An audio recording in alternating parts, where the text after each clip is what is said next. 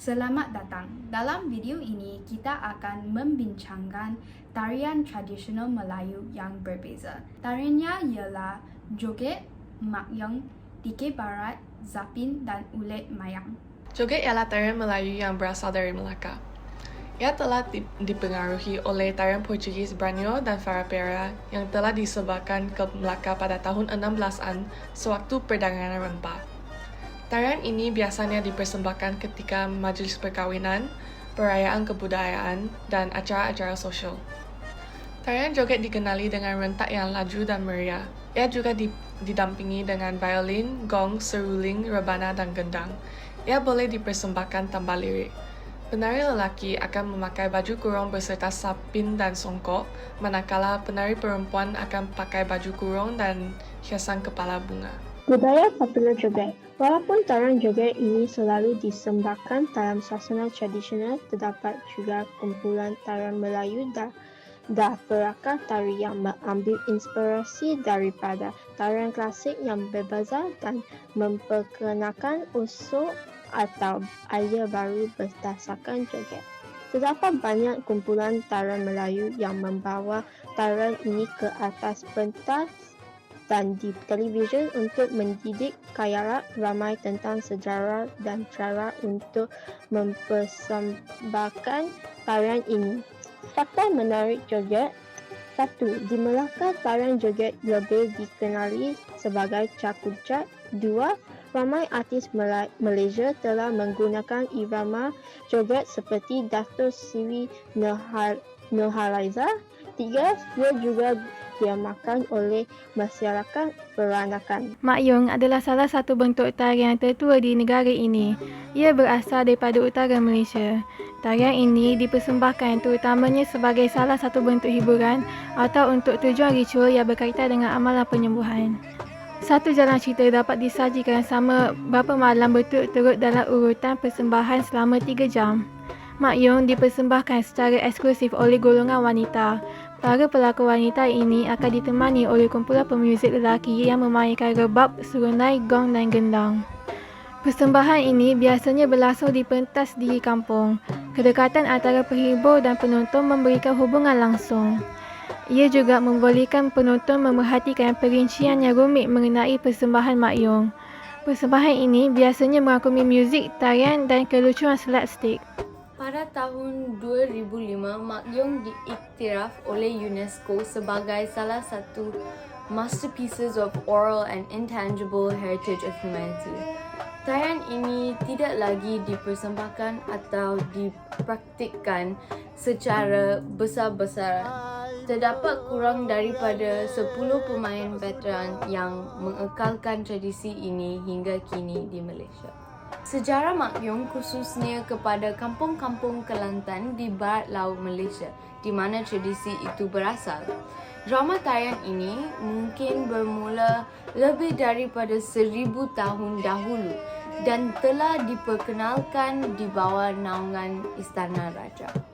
Untuk memberi pengenalan, dikir barat sebenarnya ialah persembahan tarian dan nyanyian yang melibatkan kumpulan. Ia biasanya dipersembahkan oleh 10 ke 15 orang. Kemudian ahli kumpulan akan tepuk tangan dengan irama semasa persembahan ini. Terdapat juga alat muzik yang dimainkan untuk meningkatkan kemeriahan. Setiap kumpulan akan diketuai oleh tok juara atau tukang karut. Semasa persembahan, mereka akan memimpin nyanyian sambil penjawab puisi. Dalam sesi pertama, muzik lebih kompleks manakala muzik dalam sesi kedua tidak begitu kompleks. Terusnya, dikir barat dipercaya berasal dari perkampungan Malay di selatan Thailand. Dari batas selatan Thailand, dikir barat dikatakan telah sebar ke Kelantan di mana ia dilokalisasikan. Ini datang dengan pelbagai bentuk seperti penggabungan pantun dan dialek Kelantan ke dalam bentuk seni muzik. Seterusnya, kita akan berbincang tentang budaya popular di antara tarian dikir barat. Terdapat satu iklan televisyen untuk Malaysian Idol yang muncul sebagai contoh pertempuran perdagangan penjajah di pasar malam. Di sini, penjual mangga dan oren telah memamerkan nyanyian yang agak sama dengan nyanyian di Kiev Barat. Selain itu, video No Straight Roads yang dilancarkan pada tahun lepas telah gunakan muzik semasa pertarungannya.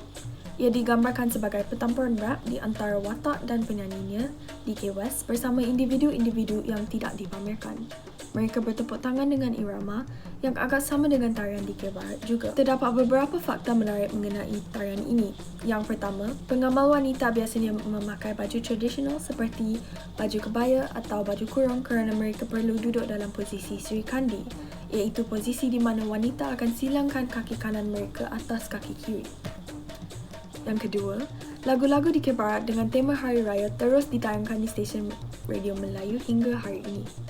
Akhir sekali, di Kiev Barat juga dapat membahas masalah sosial, masalah hukum, gaya hidup binatang, peraturan pemerintah dan juga masalah manusia. Tarian Zapin ni pun ada juga dia punya sejarah. So, Zapin ni dipercaya dibawa ke Malaysia dari mubalik-mubalik dari Timur Tengah kira-kira pada abad yang ke-15. Kebanyakan mubalik-mubalik dan pedagang-dagang ni datang daripada tanah Arab dan Parsi. So dalam dialek diorang, tarian Zapin ni dia punya nama adalah Zafana. Jadi sebabkan pedagang-dagang dan mubalik-mubalik dari Arab tu datang ke Johor, dia punya pengaruh dari segi muzik, tarian dan gurinda Arab tu memang kuat. Sebab tu dia punya tarian tu memang resemble Arab punya culture. Oleh sebab itu, sebab itulah dia punya instrumen tu semua menggunakan instrumen-instrumen yang berasal dari Arab, iaitu gambus macam gitar Arab, maruas dia macam kompang tapi dia tebal sikit, accordion yang macam dia tiup kat tepi tu yang macam piano tu, bedok dia pun macam drum tapi dia kat tepi, dan akhir sekali dia pun guna biola. Tu je lah yang digunakan untuk dalam tarian Zapin. Perbezaan Zapin dalam dunia moden. Mengitu kejadian, tarian ini boleh dijumpai selalunya di persaingan-persaingan tarian antara bersekolah dan festival-festival muzik dan tarian. Majlis dan sambutan istimewa seperti yang telah dikatakan melalui soal SW persembahan-persembahan di sesetengah rancangan TV. Akhirnya, fakta menarik tentang Zapin menumpu pada Zapin di Johor. Terdapat kira-kira 20 jenis tarian Zapin di Johor yang gerak darinya diasaskan oleh masyarakat Melayu tempatan. Malah hampir semua daerah di negeri ini mempunyai versi tarian Zapin yang tersendiri. Pada mulanya, Zapin adalah sebuah tarian yang disertai oleh golongan lelaki sahaja. Tapi pada masa kini, tarian ini terbuka juga ke golongan perempuan. Ulemai merupakan suatu tarian tradisional yang berasal di Terengganu. Ia merupakan suatu amalan pada zaman pra-Islam, maka mempunyai unsur-unsur kufrat dan pemajuan roh. Iringan muzik dipersembahkan oleh orkestra Melayu termasuklah gendang, gong, biola dan akordion. Selalunya merangkumi lebih kurang 10 ke 15 penari dan watak yang dimainkan oleh penari puteri laut, para nelayan dan si bomo.